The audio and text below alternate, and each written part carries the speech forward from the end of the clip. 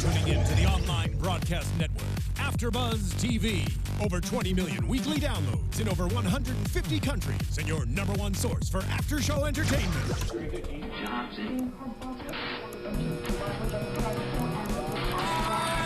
AfterBuzz TV, the destination for TV superfans. Producing after-shows for over 300 of your favorite TV shows. Interviewing celebrities and showrunners. And bringing you behind-the-scenes exclusives. All thanks to E! Entertainment's Maria Menounos, producer Kevin Undergaro, and internet leader Akamai. Now, let the buzz begin!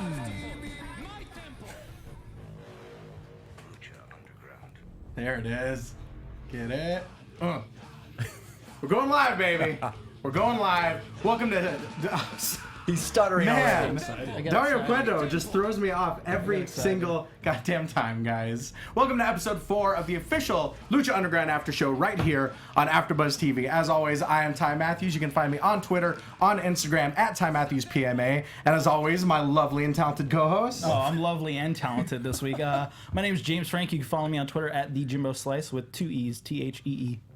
It's Jared Gilkerson at Gilkerson Radio, but now everyone's distracted from Because of this man. As you can see, we are joined by a very, very special guest in studio, the YouPorn sponsored brand new addition to Lucha Underground, Mr. Joey Ryan. That's right. That's right. Where's that clap? I'll clap for myself. There you go. There King you go. of Dom I was style. promised that Kathy Kelly would be here. And, You just missed her. you guys don't really look like You Kathy Kelly. just, left. she'll be back sometime. You just missed her. Well, I'll see you guys later.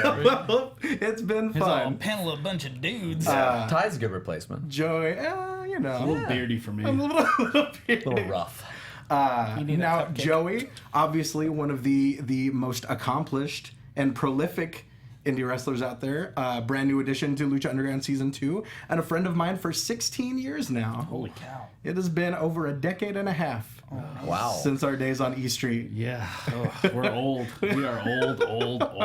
I feel like this shirt is probably like 16 years old. That shirt, That's a classic old one. school that Joey shirt would Ryan be about shirt. 10 years old. Yeah? Yeah. Now, so that segues into one of the questions I wanted to ask you. So people may not know it because you seem to be most well known for your sleazy Hollywood Zone kind of persona. But before that, you had a number of different personas. Yeah, just know? kind of the early days there. Just seeing what fits. Started off as Joey Shadow. People may or may not know. One half, Forsaken? One half of the shadows. One half of the Shadows. We had the Forsaken Joey Ryan. We had the Technical Wizard. Joey Ryan. Now, how did the kind of sleazy / Magnum PI persona come about? Well, it's funny when you first start in wrestling, you kind of you feel like there's a lot of rules you have to follow, a lot of footsteps you have to mold yourself after to be successful. You got to, whatever's popular of the day or whatever's on TV right then and there. But at least for me, and I feel like this happens to a lot of wrestlers, is that you kind of get to a point where you realize that, it's just a world of make-believe, and you can, the world of professional wrestling is a blank canvas. You can paint however you want. And so when I made that epiphany, I decided that I wanted to be the kind of wrestler that I grew up watching. And I have 3 older brothers, so I started watching wrestling very young. And so I grew up with wrestling in the 80s, and I was like, I just want to be an 80s professional wrestler. So that gimmick didn't really come, the look came first, then the gimmick followed, because, that at that point, I grew my mustache out, I grew my chest hair out, I patterned the floral patterns after Magnum PI, because I picked who was the coolest guy in the 80s to represent Magnum PI was the coolest guy in the 80s. So with that look, but it's funny, if you see like Magnum PI now, like if you saw the same exact coolest guy in the 80s walking around like today wearing that stuff, looking like that, he'd probably look pretty sleazy. He'd probably come off very white vanish. Maybe an Amber Alert gimmick. Right. So the crowd reaction is what I patterned the gimmick after. The look was patterned after Magnum PI or 80s wrestling, but then the gimmick was how fans reacted to it. Sure. Now we'll get into the rest of the episode, but since we have you, let's get into your debut, your in-ring debut on Lucha Underground. First thing that jumped out is your build as being from Reseda, California. Love that. I bullet pointed a city that has a lot of meaning to you. Now, as people may or may not know, you're one of the original PWG 6 That's is it from Peter? I thought it was from Karate Kid. I thought it was a shout out to Karate Kid, which took place in Reseda. oh, interesting. I thought it was a shout out to Gorilla. It might be that. It might be that. Well, whether it is or not, let's pursue that line of questioning. Sure. How much of an impact has obviously Gorilla had on your career in the last 13 years? It's been huge, and obviously I was one of the 6 founders. And it really took off. And I mean, I can't even explain how. I mean, people in wrestling, people know it. It's just something that is probably one of the biggest indies, if not the biggest indie going around right now, which is great and crazy. And a lot of that credit has to go. Actually, most of that credit has to go to like Super Dragon and Excalibur. They're the kind of force behind it. They're wide. I mean, I pretty much when I left for TNA, I stepped away from all office duties, and I haven't been back, and it's just been them, the driving force, and it's really hit its gear that it's on right now. Where it's just an all-star show with tons of talent in it, and it's really their concept. It started out with 6 of us brainstorming or whatever, but now it's just their driving force. This is their image of Pro Wrestling Guerrilla, and it's huge. Sure. Yeah, it's to the point where like other companies are like, we're the version of PWG in Canada, right? Or exactly. in New York, or in whatever. Everyone wants to be that caliber of wrestling and that popularity. Mm-hmm. It's amazing. Now, what was it that you guys were going for when you started it? Well, it was just more of a six young wrestlers. 2003, I'd only been wrestling for like 2.5 years, maybe. But there's a lot of XPW just kind of stopped or was in pause mode, and then a lot of the other companies were coming to Southern California, being like, we're going to be the next. Speaking of which, we're going to be the next ECW. We're going to be the next whatever XPW in LA, and they would run a couple shows, and like maybe not necessarily had wrestling savvy people running it, promoters spending money where they didn't need to spend money, or wrestlers experienced wrestlers taking advantage of those promoters, and so they'd run a couple shows and fade away, and the 6 of us were just like, we know wrestling kind of. Well, we thought we did at the time. It's completely different but at the time we're like, we know wrestling and we know wrestlers. So we can just, book our own show and do a show for the boys, by the boys. And really, it was like, let's just try once, and let's bring out AJ Styles. And it was the first time AJ Styles had been on the West Coast. And, people came and people bought the DVDs. And then, we made enough money. Let's run a second show.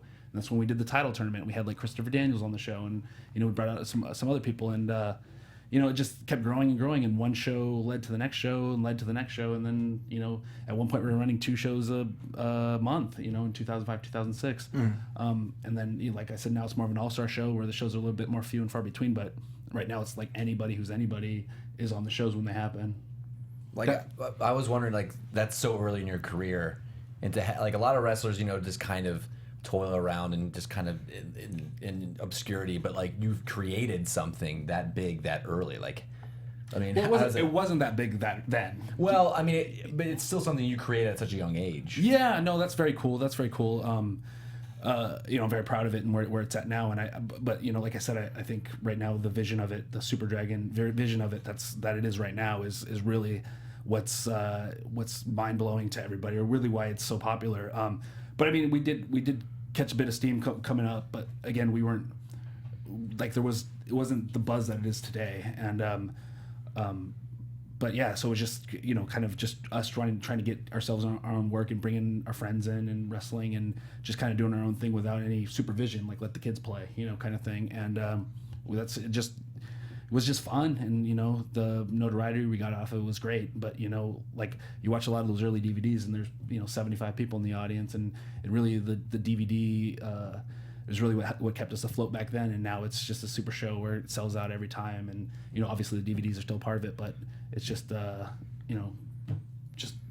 I think huge. it's like the word of mouth, and like it's the hip thing to do. Like, I'll go to PWG and I'll see people drive by, and they'll see the line of people waiting outside, and they stop their car and they want to ask security, like, what's going on here? It reminds me of like in Crocodile Dundee when they're like all going to the house to go raid like the bad guy, and the other cars are like, oh, let's just go follow the cars, and they're like, what's going on? Let's party. What are we doing? Yeah. It's like the hip place to be. So you get like wrestling fans from all over, and ages and people, and then like celebrities, and so many people show up to PWG shows. Yeah. Everyone. Now, speaking of all sorts of fans and from all kind of walks of life, that seems to be what's happening with Lucha Underground right now. It's kind of drawing such a diverse audience. Why do you think that people are taking to it the way that they have? I think it's different. I mean, it's not the same old wrestling. It's not. They're not. Lucha Underground isn't trying to be a WWE light, which is what a lot of companies get with TV. We have to be kind of what I said earlier. We have to follow in the footsteps of what's popular, what made it, or what's making money. And obviously, WWE is the industry leader. So a lot of times when people get TV, they're like, okay, we got to follow the WWE model. But obviously, Lucha Underground is following its own model, and I think part of it is that I think Lucha Underground, and this is why I think it's getting kind of that buzz and that following, is I think it's probably treats its fans a lot smarter than most wrestling companies do. They're not trying to pull the wool over anybody's eyes. They're presenting a great athletic competition, but with compelling storylines that you would see on an HBO show or something like that. And I think it's really the popularity has a lot to do with the writing of it and the treating the fans like they're intelligent fans. You know? Definitely. Now let's talk about tonight's episode, because actually a very good portion, most of the episode, I'd say either directly or tangentially kind of has to do with you. So we'll touch on that as it goes on. We start off with Katrina and Ivelisse in Katrina's office, and a very, very astute Twitter follower, Apon404, pointed out to us that there is a very kind of Haunted Mansion-esque portrait of what seems to be Katrina herself on the wall, but from maybe the 40s, the 50s, something like that. And we were saying it's like the portrait of Dorian Gray. Exactly, yeah. Like that'll be her character down the line. If we're to believe that Katrina can teleport, and obviously she can in this sort of universe, why can't she be immortal or ageless? You know, it's just one of those things. It's a very, very a little touch, an interesting creative touch. Yeah, well, more time travel. We know that could be possible. We do know that in the Lucha Underground universe, time travel is possible over millennia. Yeah. So why not? Ivelisse, the baddest bitch in the building, as she loves to be called, is demanding a rematch for the trios titles against the Disciples of Death. And one thing that Katrina points out, one thing that's great about Lucha Underground, is that there are no automatic rematches. You know, they basically, whenever you lose a title, you kind of have to start all over from the beginning. And Katrina says that there's another trio that wants to leave an impression, which leads into our opening matchup, Angelico, Son of Havoc, and Ivelisse taking on Chavo Guerrero, Cortez Castro, and Mr. Cisco.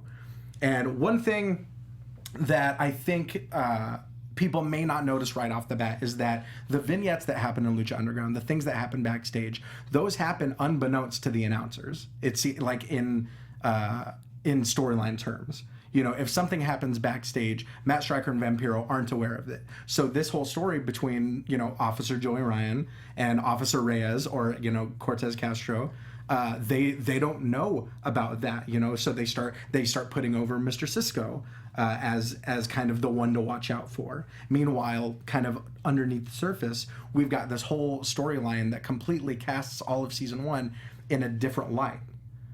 You brought up a good point, because that was when you bring up the announcers, and because I'm so conditioned as a wrestling fan to watch like who's the heel announcer, who's the face announcer, but it's kind of cool and refreshing to hear just like it's more just kind of confusion, and they're more like the audience. It's just kind of cool, right? Like they're just not playing along, like playing a part. Like Vampiro's always like just he's confused, you know. But he's like wants to kick people's asses. Like it's great. It's a cool way to look at it. Right. And I love it's like I said, I love kind of the layers that this story has to do with it. Can you talk a little about kind of the you know, shooting these scenes, working with Reyes, who I know you've known for, you know, as long as you've known me, you know. The old police academy on East Street. East Street Posse. It was the idea was pitched to me, you know, and I loved it just based off the pitch, but I had no idea where the story was going to go or who I was going to be doing scenes with or anything like that. And then, you know, when I found out it was Reyes, I was like, oh, because like his character in the first season, and I was like, okay, is he like, you know, is he like a police? Like, did they arrest him? Yeah, like, you know, and then no, it turned out he's also a police officer, and that was like, oh, so that, like you said, it changes the whole first season. So now you start to see things like maybe some of the attacks, the people they did in the first season, maybe why Reyes wasn't the aggressor, or maybe why Reyes didn't do the pull the trigger kind of guy, you know. So like you can look back and you can watch it now with a completely different mindset, which is really cool, and was something that, you know, like you mentioned, Katrina having a portrait and looking like she's in the 40s, like that's not an accident, but that's not revealed yet because we're not giving away everything right away. We're leaving you wanting more. We're letting you guess, or they are. I shouldn't take credit because it's the writers there.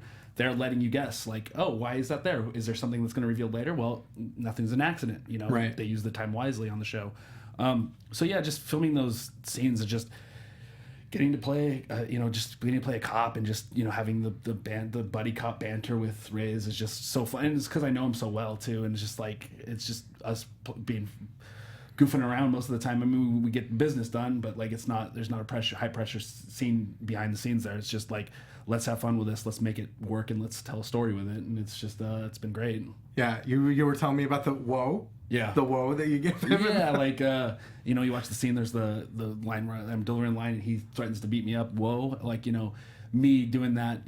Just most. Like we did obviously a few takes, and all my takes were like whoa, whoa, whoa, or whoa, like really over the top. And the director stepped in and said, like, why don't you just give it like a one simple like whoa, and like that. And we did one take of the whoa, and like that's the one they channel your inner Joey Lawrence and just give one. It's just like the not only the writing great, but like the directing's great, and the Skip, the director, he's really good at motivating. You're like finding out not just blanket acting tips, but like what inside you works for you or your character, and like.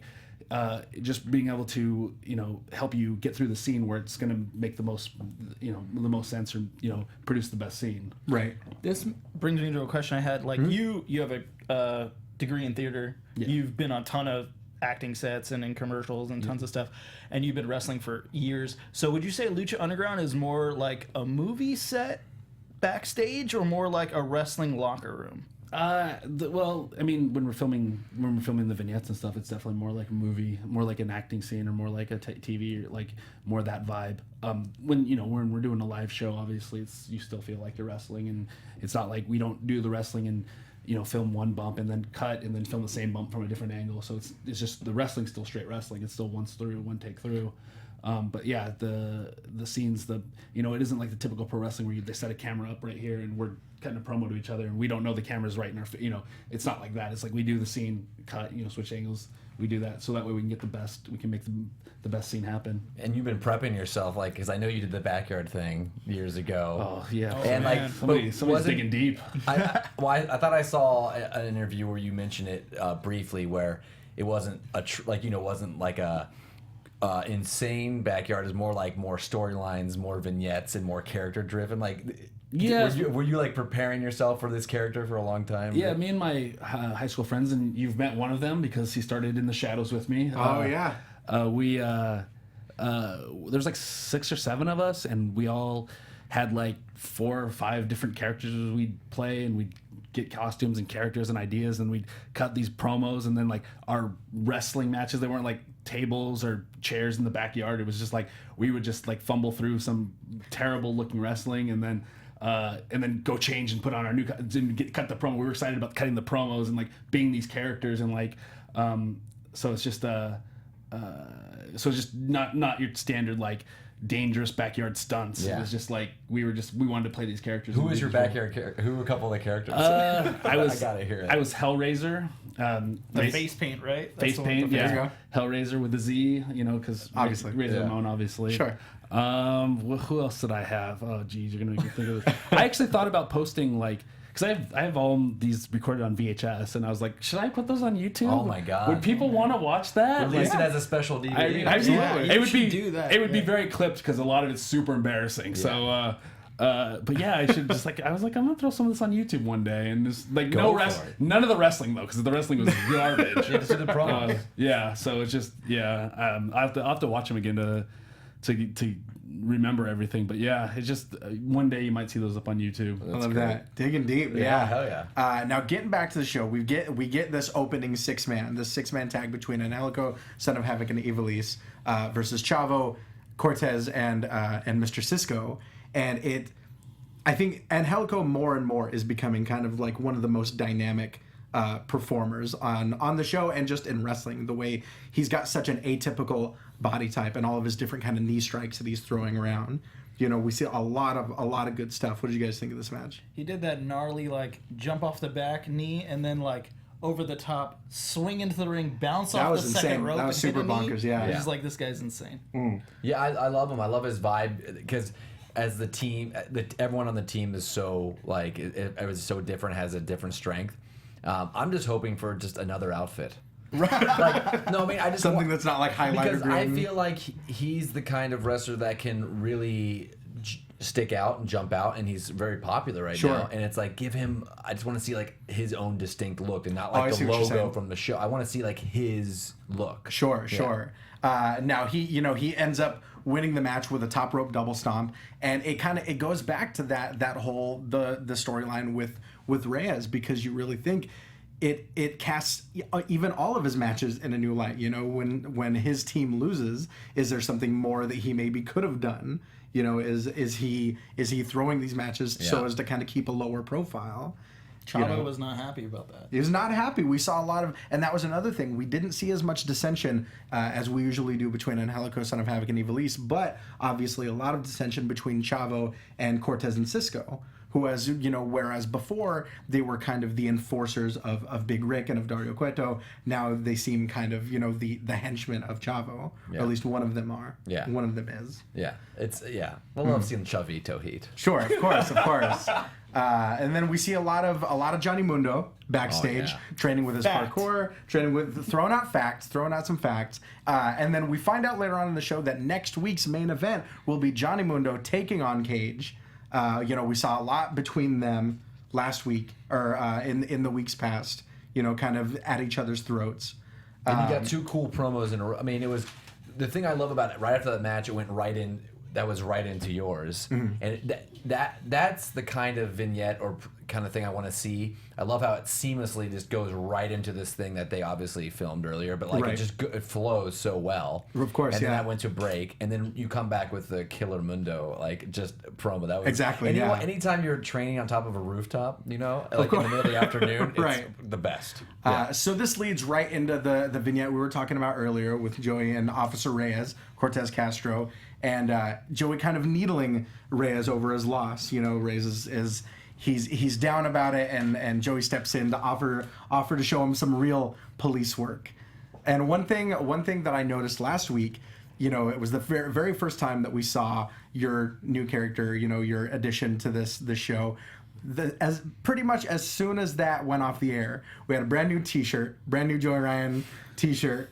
The Law up online. That's what I do. You've always been on top of merchandising and of marketability, and I did wanted to ask you a little, how important is not only marketability but also being timely in pro wrestling? It's the most important. You know, I do wrestling full time, and I have for a few years now, and you know, I don't. You know, now like I have Lucha Underground, which is actually, you know, it's kind of different and I mean, even different, more so than TNA, because I wasn't one of TNA's main guys that they were, you know, shoving very hard. So, you know, I was kind of left to my own devices when I was in TNA as well. But you know, like just being my own biggest like PR guy, my own agent or whatever, you know, just having to market myself, or having to. You know, because nobody was more invested in me than me. So that's the thing I'm used to now, is that like I have to wear all hats in the corporation that is Joey Ryan.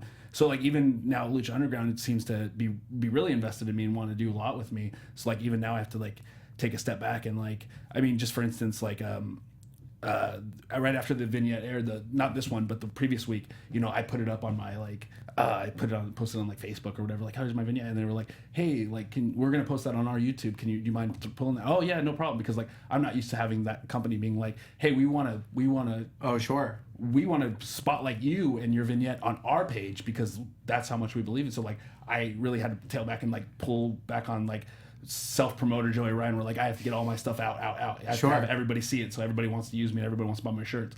So you know, that's just a new concept to me, because like I said, even TNA wasn't as into me as Lucha Underground seems to be. So you know, it's just a new world here. But yeah, obviously the t-shirts and the merchandise go a long way as to keeping myself as a full-time professional wrestler. Sure. And even to this day, you see a lot of the older kind of classic designs. Like you see the Joey Knows Best shirts, even a lot to this day. Yeah. You know, it's about, you know, making an impression and a design that kind of lasts in people's minds.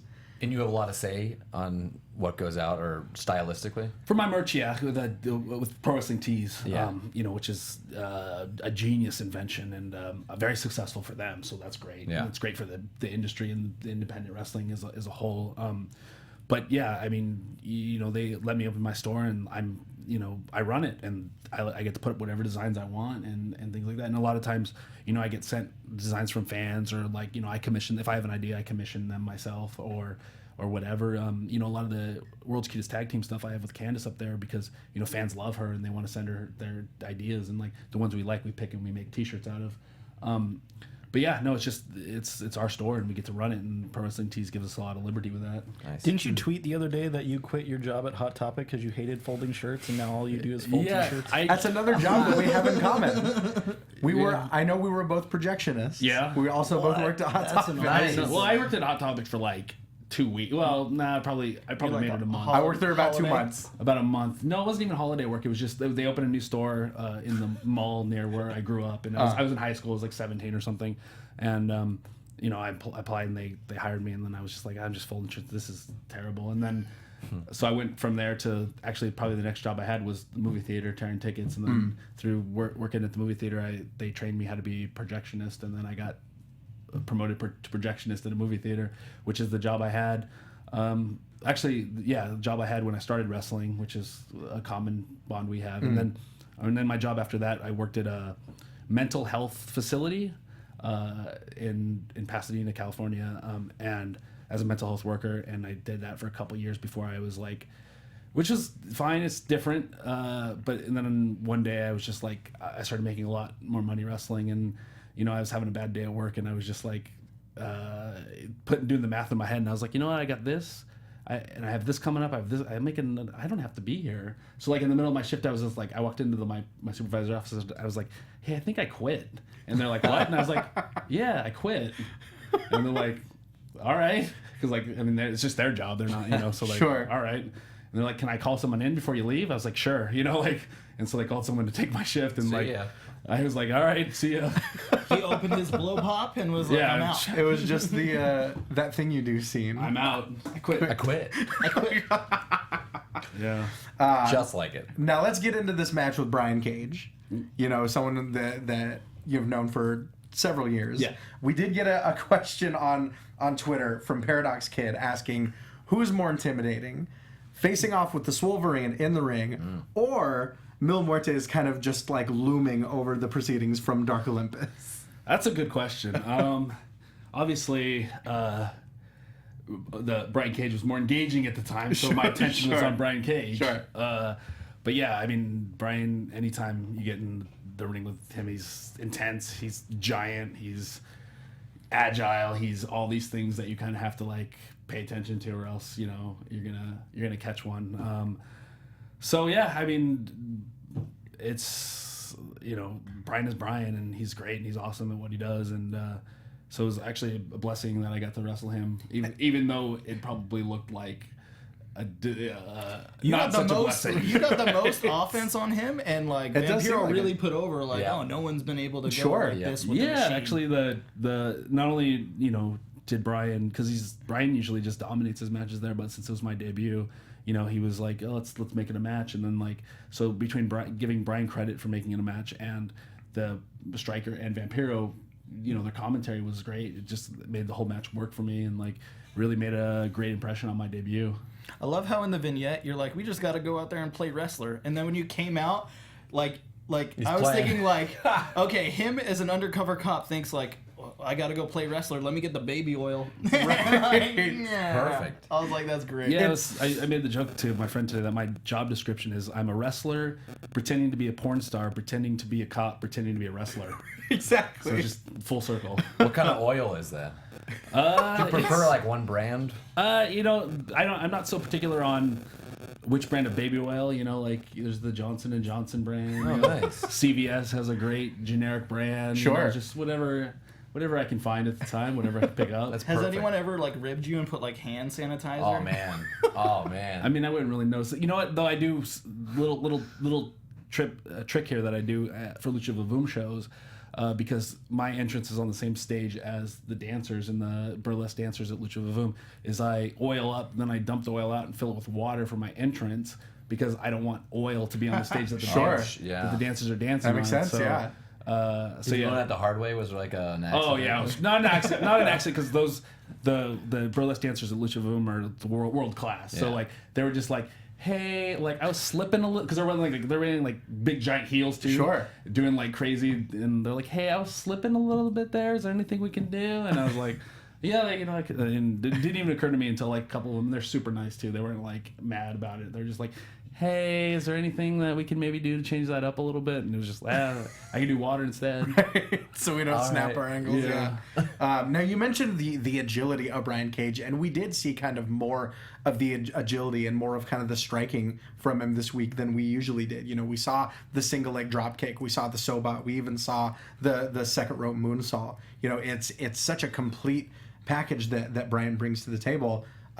Including the Steiner screwdriver, Oh my god. which Yeah. he uses to I was finish like, off I don't know Joe. what it Perfectly calls that, timed. but we should call that the Terminator. There you go. Exactly. Yeah. It's like vertical suplex into the Exactly. Well, screwdriver. I think he may actually call it the claw driller. Really? The Wolverine loving Brian Cage. He may call it the that claw makes driller. sense. But uses that to finish off Joey Ryan in his debut match. And I actually love what that does for your dynamic with Reyes, because now you guys have both lost, and so you're kind of both back at square one and kind of even with each other. Yeah, well, I mean, obviously, the police officer, obviously being undercover, no, like you wouldn't, I've heard, a couple things on Twitter saying like, well, if he's a cop, how come he knows how to wrestle? Well, like, undercover police officer doesn't go pretend to be in the mob and not know how to be in the mob. Right. So undercover We've police, all seen Donnie Brasco. yeah, Sure. an undercover police officer wouldn't go into professional wrestling without learning how to wrestle first. Exactly. But I do like that, my vignette before, like, oh, I'm going to make short work. This is easy. And then I get out there in his cage and he does, it's a little bit more like, I think it, rather than me having a debut match where I go out and I beat up a guy and I beat him, like it actually puts wrestling over more. Is that like, I thought this was easy and then I came out and I lost. And then, Right. So now I have a little bit more respect for wrestling. And, so I think it, like you said, it works on all dynamics. Well, it's kind of the same thing that we saw with PJ Black's debut against Willie Mack. It's someone walking in on their very first day isn't necessarily going to have an advantage over someone that was there for all of season one. It's ostensibly a home field advantage. And also especially for these two guys, because I'm excited to see like the frustration build between these two guys, because I think the dynamic, because you guys have known each other for so long now, like you can see you guys have chemistry when you do your vignettes or your scenes. So it's gonna be fun to see, like, man, like we keep getting beat, like what the hell, like Right. we got, like, we're gonna blow our cover, 'cause Of we course. suck. And of course that puts Cage in a higher position going into his main event match against Johnny Sure. Mundo next week. Who attacks him from behind. Oh, right, exactly. Yeah. Yeah, Hits a bunch of kicks and a bunch of cool stuff. goes for the end of the world. Goes for the end of the world. Doesn't quite hit it. No. Instead, he gets Weapon X, right? Yeah, Hits him we with see Weapon that X. insane, like, and that's another thing with Brian is that I know that he's obviously a huge fan of Canyon, one of kind of the most innovative guys That's around. who trained him. And so Cage is one of the most innovative guys as well. For someone so big, he doesn't necessarily rest on just power slams and big boots. He'll get in there and do moonsaults and moves like Weapon X. Yeah. Just as much as he'll do Steiner screwdrivers. Yeah. Insane. And that's another thing about Lucha Underground is that they don't. It's not like if maybe Brian's in another company might say like, wait, you don't need to do that, don't do that, and they'll try to hinder his style and what makes Brian Cage, what makes him so good. And Lucha Underground just like they give you the liberty of like wrestling your style of match and letting you be you. And then I think that's another thing why the fans like it so much. Like the fans are, because they can see that this is a genuine presentation of this person, because this is this person's thoughts and this is what this person wants to do. And I think, like, again, treating your audience like it's smarter translates well on television. Definitely. Now, going into this next vignette, we get a heavy dose of backstory in the Lucha Underground mythos, kind of. crazy. We get Rey Mysterio training with Dragon Azteca Jr., who's planning on avenging his his fallen mentor, basically. We get this entire backstory, and this is the stuff that we really, really love because it's so big and it's so lofty, and it's incorporating elements of the supernatural and of dark magic and things like that, things that you don't really see in wrestling. You know, wrestling is already so cartoony and so over the top, but even stuff like this is kind of considered out of bounds. You know, we get the story that the original Dragon Azteca met Dario Cueto's father in Mexico 25 years ago, and they had this partnership to find the descendants of the 7 Aztec tribes to battle as luchadors. Obviously, Dario Cueto's father has, you know, different things in mind. He seals the pact with dark magic, kind of becomes obsessed with the sacrifices and the dark side of things, stuff like that. Eventually, they call it off. They call a treaty that they'll never step foot in each other's domain again.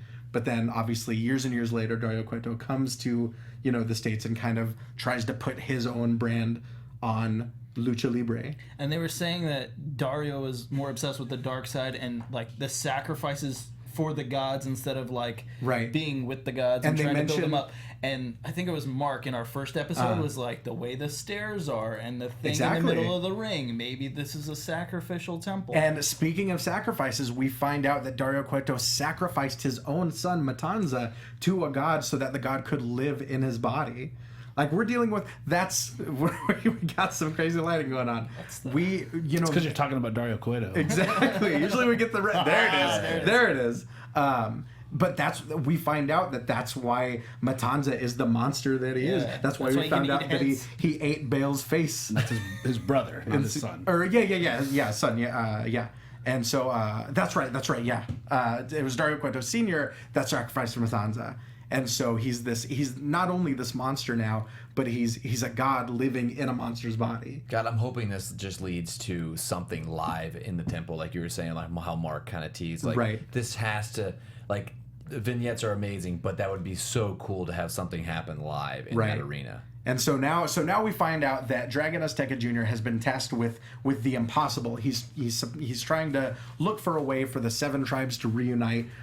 Basically, from what it sounds like, to kind of battle the evil that Dario Cueto and Matanza embody, you know, that they represent. Yeah. Just insane stuff. And look how many layers that story has right now, right? As opposed to your normal pro wrestling show, which is like, I spilled coffee on you, let's go fight in the ring. You know, like, it's like, give the fans credit. They can follow an in-depth storyline. I mean, you know, it's granted, it's, you know, maybe it's not marketed for like little kids like maybe other wrestling is, but still, like, you can give an in-depth backstory and you can have people follow along. It can be presented like a movie or a TV show. Sure. And not only are people following, but they're trying to see what other stories interact with that. Oh yeah. Especially like in this season when we find out like you guys were cops, now you want to go back and watch season 1 for all like the little hints and like following along. So like something like that, it's like, oh, so maybe Cobra Moon is part of this. Sure. Or maybe, you know, it's hard because you don't go back that far any other way. Like, you go back 20 years and watch like a classic match, but now you can go back 6 months and be like,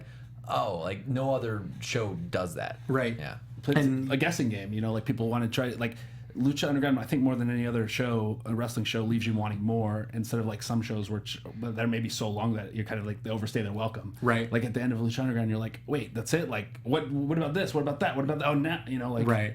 Like you know, episodic TV. Yeah, you know, exactly. Like, we don't give away everything right away. And you guys are kind of integrated into that storyline because the whole reason that you and Reyes are at the temple is to track down Dario Cueto and take him down. Right. And you know, and again in that first vignette we had the you know, Reyes points out that we could have brought Dario Cueto in for the murder of Bale, but the police captain says we need more. This thing's bigger than that. We need more evidence. We need to take down.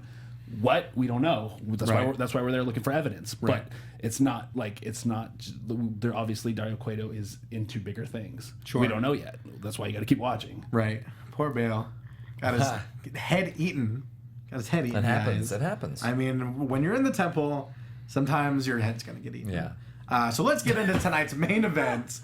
Prince Puma taking on Pentagon Jr. for the very first time, one-on-one. Yep. Cero Miedo himself. Let's talk about this match, guys. What do you guys think? Oh, man. Chops. Of course. Oh. Those chops it seems like they get louder and louder every week. And he had a good chop at off, this too. point, it seems like there's a Foley artist, like breaking boards in the back. you know, like just to Or give under the Pentagon ring. chop He's sounds. just under the ring, ready. Exactly.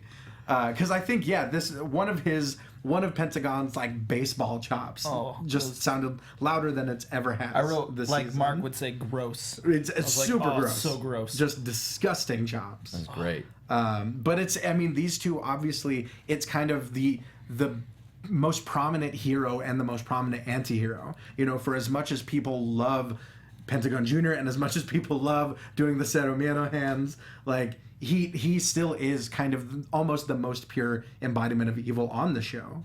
But we get an amazing match from the two. And we get kind of an interesting finish that I wasn't necessarily so fond of. I want to hear your guys' thoughts on it. Well, before we get there, I loved how Pentagon Jr. hit like the backbreaker powerbomb onto the knee. And Brian I'm glad- Cage did, and Matt Striker was just like, oh, he must be watching the matches before to just call an audible, and he doesn't care glad you about mentioned stealing that. moves. I'm glad he you doesn't mentioned that, care. yeah. He I just had a want to question finishes about these that. people off. Has that been was that a save or was that? I think it was a save. Like to be legit, like was that a save or is that something that Pentagon Jr. has done before? No, Pentagon is known for just like, oh, that's a cool move. I'm gonna do it. Okay, You know, well- like that's it. Like if you look at his moveset, he does the package pile driver. He does the here it is. Yeah. He does a lot of other people's finishing Okay. moves as moves. So I was so stoked when Matt Striker acknowledged like, oh, he stole that from Brian Cage. Well, and but because he doesn't care. knows that if people see such a unique move like a power bomb onto the knee in 2 back-to-back matches, Yeah. you know, there's no way they're not going to notice that. So him calling that was very, very interesting. Another thing that he called earlier in the night is that when Johnny Mundo attacks Cage and he spears him, Matt Striker makes the connection that the spear is one of Mil Muertes' trademark moves, and that, you know, that Johnny Mundo has been watching and kind of adapting the same way that Pentagon Jr. has. It's just, once again, it's little things like that kind of tie in together. Let's talk about the finish, guys. Let's talk about, you know, Prince Puma goes for a springboard 450 splash, eats nothing but knees. Pentagon Jr. hits him dead to rights with the package pile driver, and then goes for a surfboard, a Mexican surfboard, throws him back into a pinning combination, and at the last second, right before the 3 count, Prince Puma bridges up so that Pentagon Jr.'s shoulders are pinned for the win. What'd you guys think of this? I've never seen this before.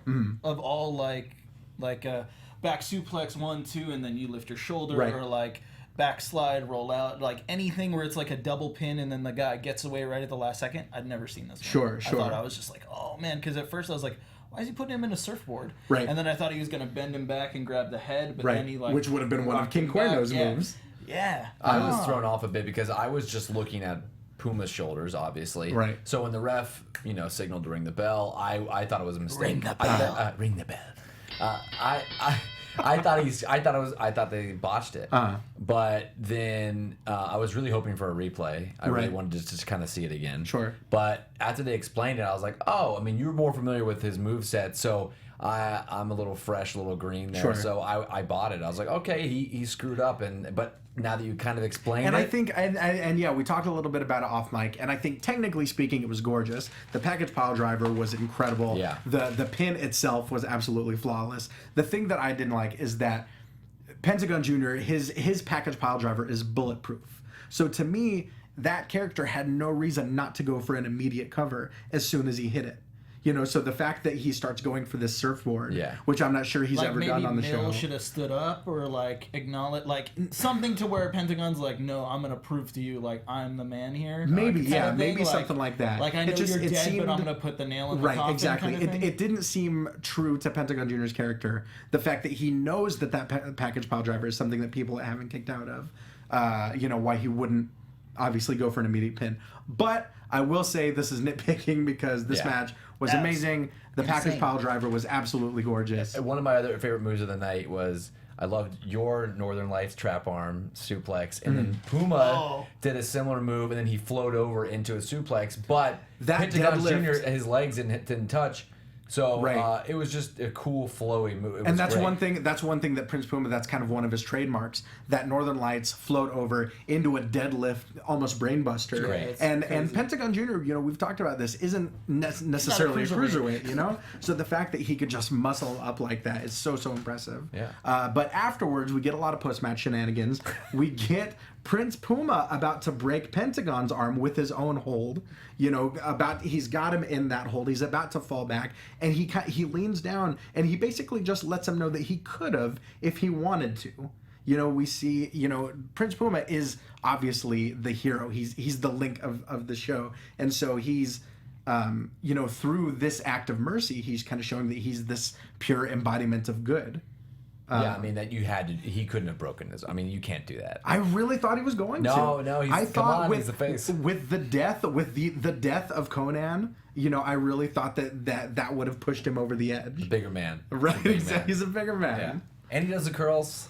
Right, of course. Yes. We talked about how everyone in their vignettes is always getting a bicep pump on.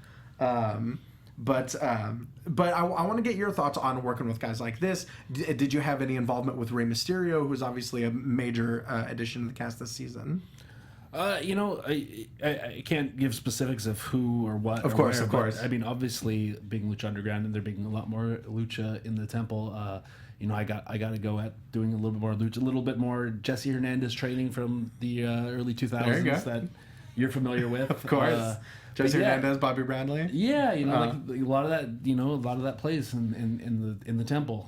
So I had to, refresh myself a little bit. I've been training a little bit with Los Luchas and at the Santino Brothers Wrestling Academy. Sure. Trying to get my lucha a little bit more up to date. I was going to ask about that because I had asked Willie Mack the same thing. He coming from obviously a predominantly lucha libre background. Was it how difficult was it kind of switching back because you're.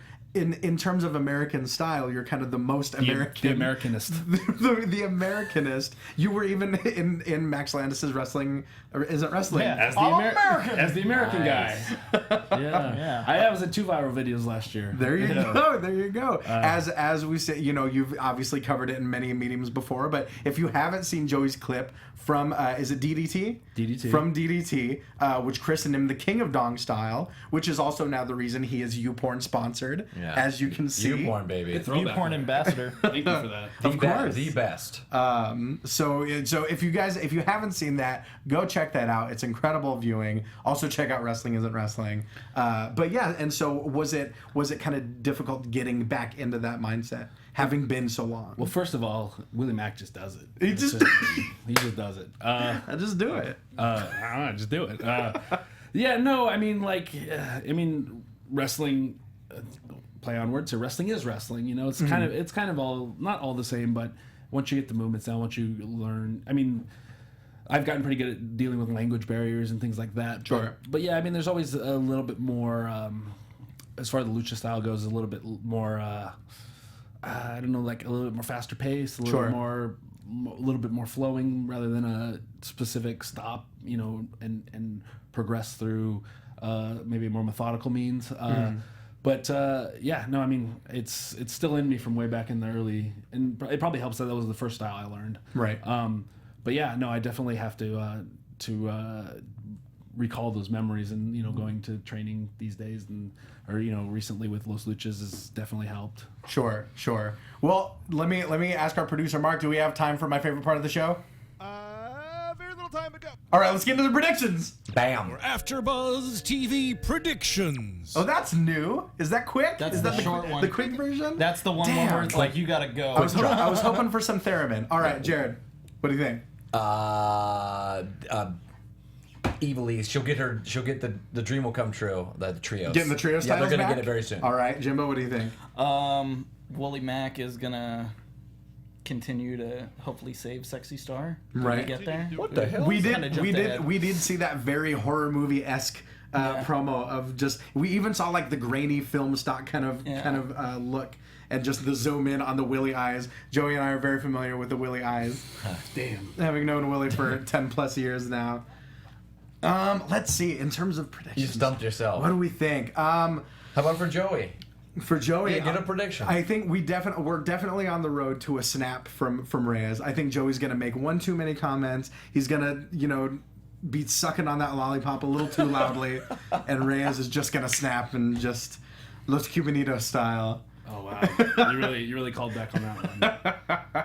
But Joey, thank you so much for taking the time to join us. Sure, not a problem. We're such big fans of the show, and we're such big fans of your work. So Naturally. absolute delight. Guys, as always, if you like what we're doing, we want to hear from you. Be sure to tweet us, follow us on Instagram, all that good stuff. If you're on iTunes, download, rate, comment, subscribe, review, 5 stars if you're nasty, of course. And we'll be back right here, same bat time, same bat channel next Thursday. But for now, guys, where can they find you? You can find me on Twitter at @TheJimboSlice. Buy this documentary at High Spots. Joey Ryan's in it. Shout out to Scott Mirren. I'm sorry I didn't ask your question. I will ask him off the air, and I will DM you what he says. Jared? Yeah, at Gilkerson Radio on Twitter, and thanks to all the fans who are tweeting in questions. It's great, and I love how it's a very interactive show today. So Of it's course. awesome. And Joey, where can they find you, and what have you got coming up that they can check out? Well, at Joey Ryan online on Twitter, and I post all of my flyers of upcoming shows. I'm traveling a lot, so I've got a lot coming up. I just posted actually about 5 or 6 different flyers that I'm coming up with today or soon. So Okay. and then I'm on Instagram. I'm sure you just search and find me. There you go. ProWrestlingTees.com/Joey Ryan. Of Support. course, of Porn course. ambassador YouPorn. George. You And porn. check out YouPorn, guys. Go to YouPorn. Everyone Tell loves porn. Tell Killer him search engine. Tell him Joey Ryan sent you. You love wrestling, you love porn. 2 birds with one stone right here. Host of the AVN Awards this year, hopefully. Guys, as always, you can find me on Twitter, on Instagram, at Ty Matthews PMA, as well as various other after shows. Monday Night Raw, The Magicians, the season finale of Pitch Slapped this Tuesday, as well as Second Chance, and of course, Lucha Underground every Thursday night at 10 p.m. So guys, we'll be right back here, same bat time, same bat channel. But until next week, Viva la Lucha! Will Kathy Kelly be back? From executive producers Maria Menounos, Kevin Undergaro, Phil Svitek, and the entire AfterBuzz TV staff, we would like to thank you for listening to the AfterBuzz TV network. To watch or listen to other after shows and post comments or questions, be sure to visit AfterBuzzTV.com. I'm Sir Richard Wentworth, and this has been a presentation of AfterBuzz TV. Buzz you later! The views expressed herein are those of the hosts only and do not necessarily reflect the views of AfterBuzz TV or its owners or principals.